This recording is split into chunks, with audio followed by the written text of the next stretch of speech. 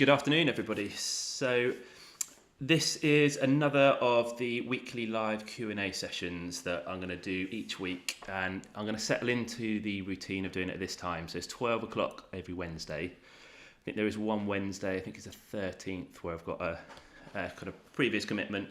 So I'll do that on another time that day. But after that, it's always going to settle in at 12 o'clock on a Wednesday.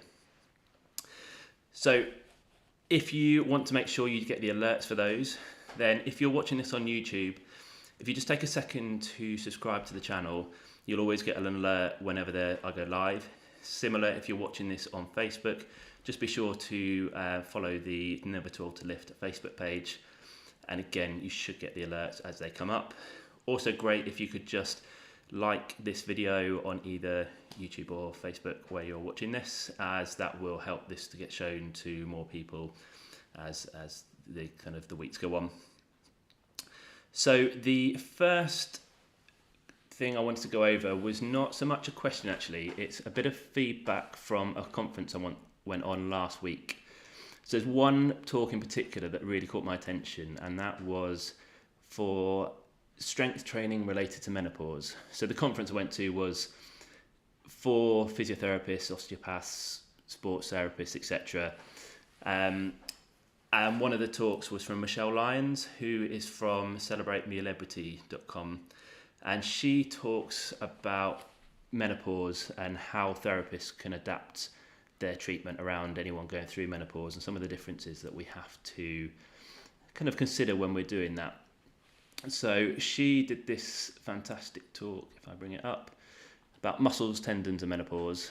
So it's the effects of menopause on connective tissues, etc. And obviously I'm not going to go through all the content on that, but I just want to give two key takeaways that I took from it that I think everyone will find quite fascinating, and hopefully inspire you that strength training is something you might want to consider as you go through that. So the first one was this paper that they looked at women who were going through the menopause and who were having hot flushes. So they looked at the frequency of moderate to severe hot flushes that they were suffering from. And then they started a 15-week strengthening program. And in that 15-week strengthening program, they monitored the frequency of the hot flushes they were having. And at the end of 15 weeks, out of the 58 women that took part in the study, the frequency of the hot flushes, so those moderate to severe hot flushes, reduced by 44%. And I found that absolutely fascinating, because it's commonly something I do hear in the clinic, that when you're suffering regularly from hot flushes, the thought of then going to the gym and doing exercise is really not appealing at all. So there are things we have to adapt in terms of timings, etc. But if you're suffering from hot flushes, by doing the strength training, the thing that you don't want to do, you might actually help to improve them. So it's one of these kind of catch-22 things of, there's several things out there in all kind of aspects of exercise that make you not want to do it, whether that's pain, fatigue, the hot flushes, etc. But by doing strength training and being physically active, you often reduce the effects of the thing that was stopping you in the first place. So that was one of the kind of the fascinating ones that I took from that. The next one, she brought up a paper that looked at, initially she talked about there's other reasons. So from women from 41 to 60, there was only about a third of them that met the physical activity guidelines. And you've probably heard me talk about those before. So as a quick recap, you should be doing 150 minutes per week of moderate intensity exercise, or 75 minutes per week of vigorous intensity exercise. And also doing 2 sessions of muscle strengthening per week. And if you're over 65, you should actually be doing 3 sessions of muscle strengthening per week. But this was from 41 to 60, so they found that less than a third, or just about a third of people, were meeting those guidelines, which means 2/3 of people weren't. Then they explored some of the reasons why people weren't meeting them. And amongst other things, some of the things that were holding women back from getting started was 1 in 2 women were worried about some form of bladder leakage. 1 in 3 women were worried about pelvic organ prolapse. and 1 in 4 were worried about some kind of bowel leakage. So if we come back to that pelvic organ prolapse, there's a very common fear that if you lift weights, you're increasing your internal pressure so that you're going to potentially make prolapse symptoms worse. And there's where this study comes in nicely, is they looked at women who were lifting what they considered light, moderate and heavy weights. So light was anything less than 15 kilograms. Moderate was anything from 16 kilograms up to 50 kilograms, so 50 kilograms, and then heavy was above 50 kilograms that they were lifting. And if you look at the bit I've kind of highlighted there, physically active women lifting weights less than 15 kilograms were more likely to report symptoms of pelvic organ prolapse than women lifting weights greater than 50 kilograms. So again, that goes against people's common fears that you would think lifting more weight might be dangerous and potentially cause more prolapse type symptoms. But this is saying the opposite. Women lifting less than 15 kilograms were reporting more symptoms of pelvic organ prolapse. So again, almost saying there, and you can interpret that lifting weights is protective of pelvic organ prolapse, and also had a beneficial effect on bladder and bowel control as well at the same time. So if that is something that has been holding you back, if there's any fears around that or anything linked to menopause, Michelle Lyons, the person who gave the talk to me from Celebrate Me Celebrity, she is a massive advocate for strength training for anyone who is going through or following menopause, or in all genders of anyone going into that kind of later stages of life. Strength training is a big thing that we should be adding in. So yeah, rather than a question to start with, I just wanted to give those two kind of main takeaways I took from that talk from Michelle. Again, a lot of her content is based at therapists who deal with anyone going through the menopause and etc. But her content is great for anyone who just wants to learn more about it. It's not just necessarily therapists that will get the benefit from it. So if you are interested, I'll put the link below to where you can find her stuff. And again, whilst we're on live, if you are watching this on YouTube, there is a chat feature on the right hand side. Feel free to ask any questions and I will endeavour to try and answer that within this call. If you are watching on Facebook, if you go to the comments, and again, just leave a question within the comments, I will try and answer that here. If you are watching the replay of this video, again, just leave a comment on either the platform you're watching this on, and I will check back in the week and then I will try and answer that in future weeks to come. But next I wanted to bring in a question that I've prepared, because the other option is you can email me your question. So it's chris@nevertoldtolift.com, and if you ask me any questions there, again, I'll cover that in future weeks. And that's where I had a question that came in by email this week. And it says, "Hi Chris, question. Is it best to do lower body one day and upper body the next, or mix and match?" So as a lot of my questions go, or answers go, it does depend. And partly depends on your experience level and how long you've been doing this for. But a lot of it is how frequently you can go to the gym and how many days in between sessions you're able to leave before going back in again. So if you are pushing your muscles to fatigue during an exercise, you do want to give sufficient rest and recovery at least the day after. Some people may even need 2 days off before then pushing that muscle group to fatigue again. Now, so what my normal thing that I try and get people to do is to do the mix and match. So you cover all areas of the body, legs, arms and core within a session. So you might do 4 or 5 exercises that cover those. And then your aim is to find a weight or resistance that you can push each one of those areas to fatigue. Then you have a day off and then you come back in the next day. So you might have done that on Monday, have Tuesday off where you're doing something that's not pushing muscle to fatigue. You still walk or run or do other forms of exercise. But when you come back into the gym, you might do a slightly different program or group of exercises, but you're going to work the whole body again. you needed that day in between for the muscles to recover and become stronger. If you found that the only days you could get in the gym were Monday, Tuesday, Wednesday, and you couldn't get those days in between, then what you would want to kind of create this split, we call them. So this person suggested lower body, upper body. You often hear a common split is a leg day, push day, pull day. So again, fairly self-explanatory. You just splitting the upper body exercises into two. So some that focus more on the push, whether that's push forwards, you might be doing chest press or press ups or something like that. You might be doing shoulder press, whereas pull, again, you might be pulling something towards you, or you might be doing lat pull downs, pulling down. Some people include deadlifts in the pull day as well.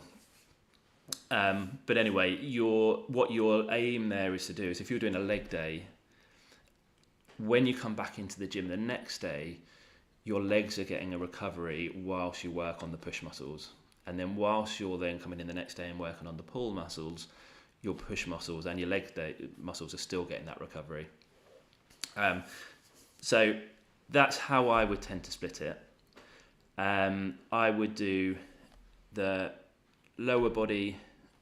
So I would initially, if you're doing gaps in between, I would cover each of the body parts whilst you're getting started with this, so you don't leave it too long before you start doing similar exercises again, because we want a bit of repetition to learn how to do these exercises and get confident with them. So I would cover the whole body, but you do really want to leave a day in between, and then you then want to then do that again. And if you're doing the split days and if you can't leave sufficient time in between, then I'll go for upper body or leg push pull, or there's various splits out there and you can sort of Google that side of things.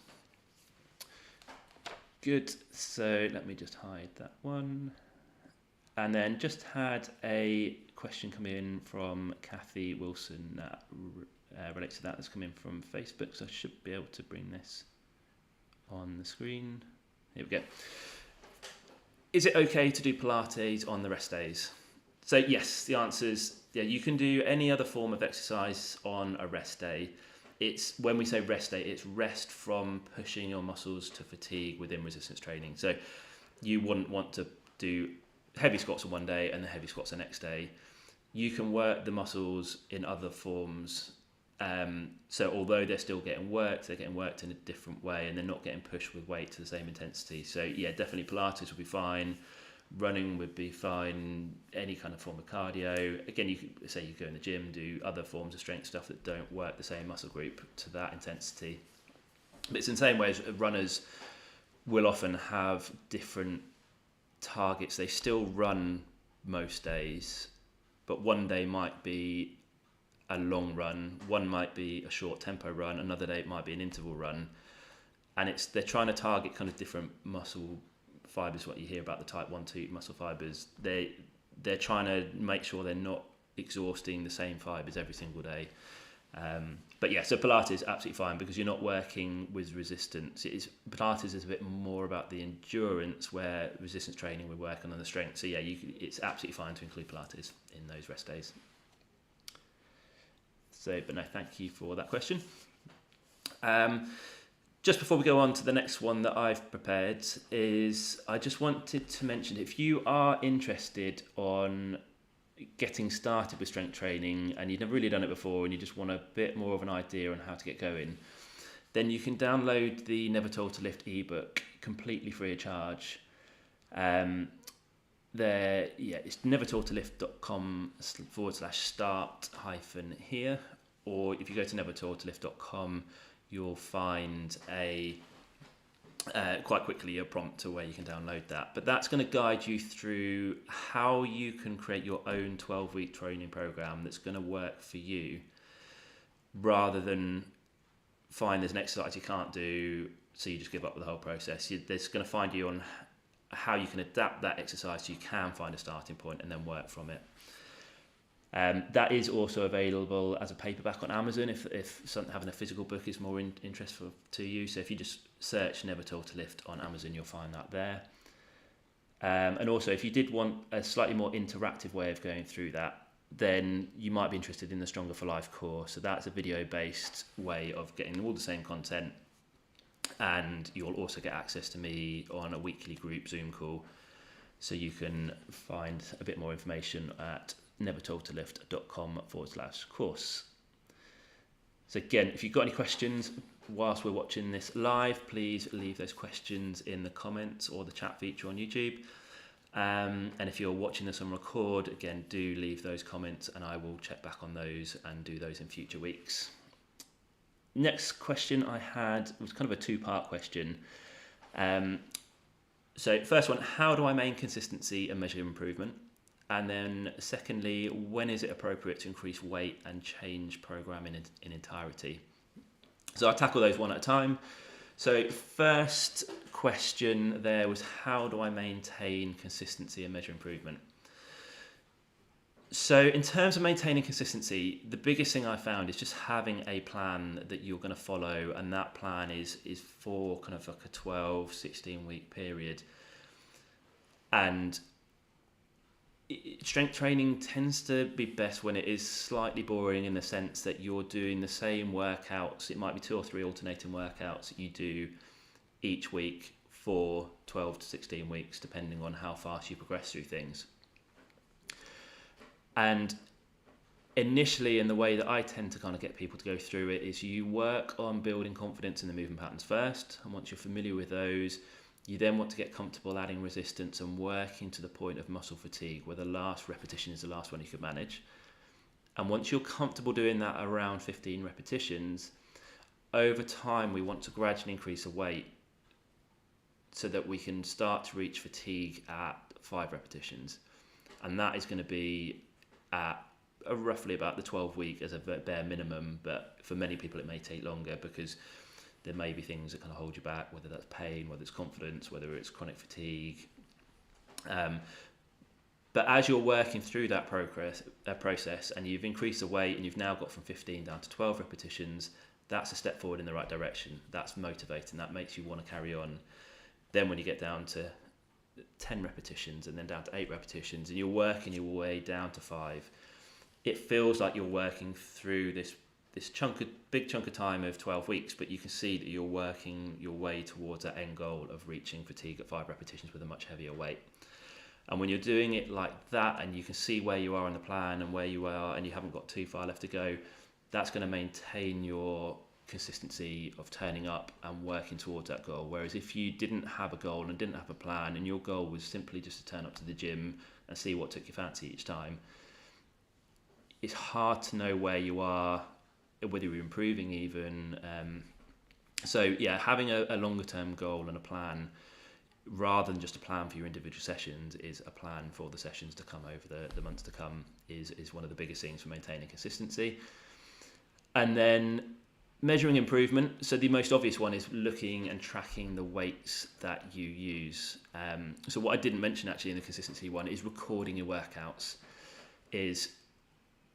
Unless you're recording your workouts, it's very hard to see that progress towards the goal you're making. So again, in the ebook, there's a free download that comes with it in terms of a template that you can use over 12 weeks, and it guides you through what you should be tracking as you're doing it.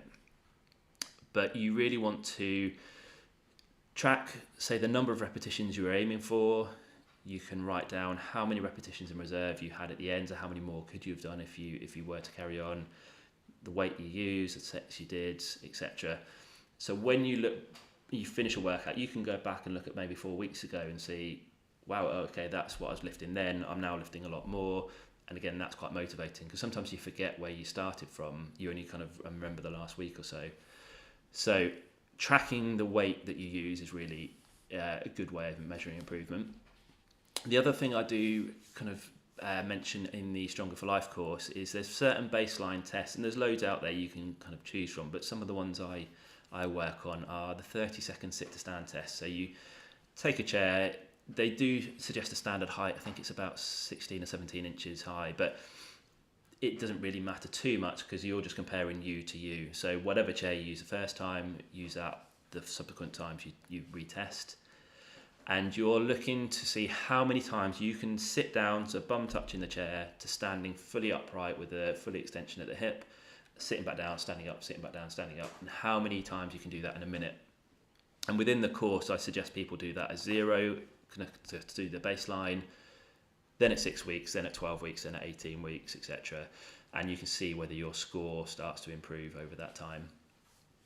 Other one I've done before is the sit-rise test. So you may have seen this on social media, or there's a program about 10 years ago called How to Stay Young, and it was Angela Rippon and the Van Tolken twins. But they did it, and I remember it because the next day I had all my patients showing me this test that I hadn't seen, and got quite a lot of people's attention to see, because it's got a link to life expectancy as well. The better the score, the longer you're likely to live. So it's, can you get from standing down to the floor without using your hands, and then can you get back up again without using your hands? You kind of end up in a cross-legged position on the floor, and then you kind of lift yourself back up again. And if you can do it without any points of contact, so for every point of contact you put on the floor, so if you put your hand on the floor, you put your knee, etc., for every point of contact you need on the way down, that adds a score, and then for every one you need on the way up, that adds a score. So the ideal score is 0.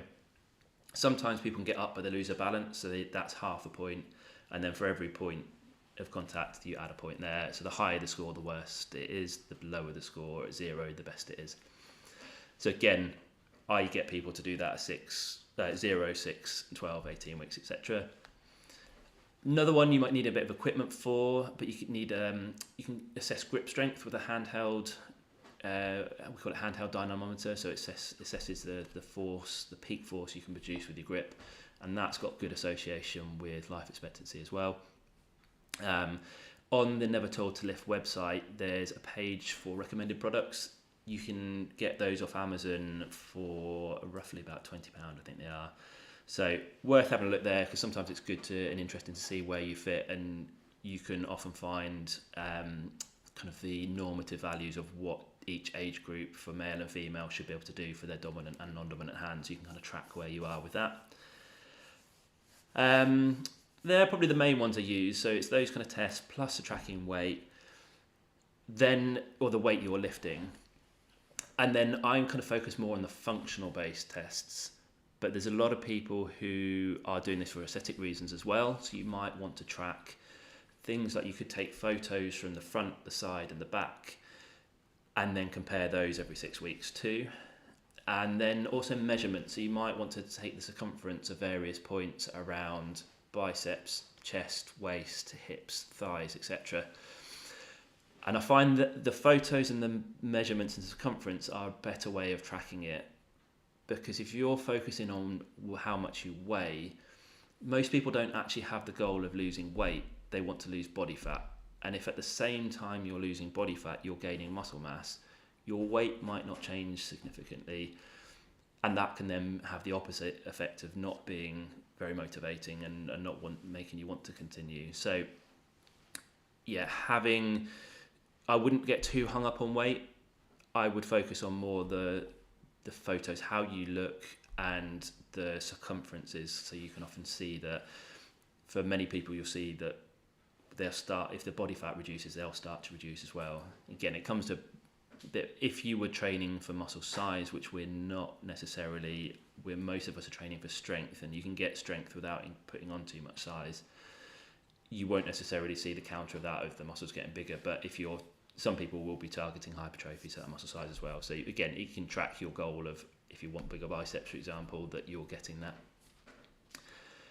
And then second question, when is it appropriate to increase weight and to change program in entirety? So in terms of adding weight, I kind of covered that bit of a rough guideline of confidence in movements, confidence in pushing muscles to fatigue, 15 repetitions to failure, 12, 10, 8, down to 5 repetitions over a period of time.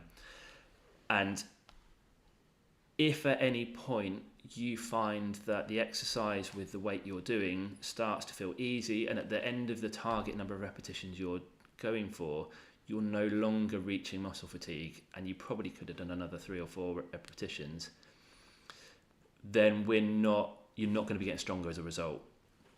So you need to increase the weight to bring that fatigue point back to, say, if it was 12 you're aiming for, and you initially, when you started at 12 repetitions with say you're doing a shoulder press and you're using, I don't know, 10 kilograms in each hand.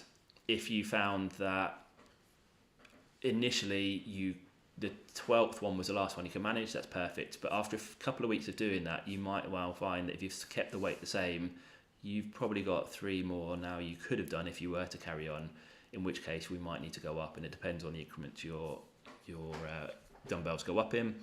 But you might be adding half a kilo, 2 kilos, there's all different increments in there, but then you want to get back to that point where you're reaching muscle fatigue.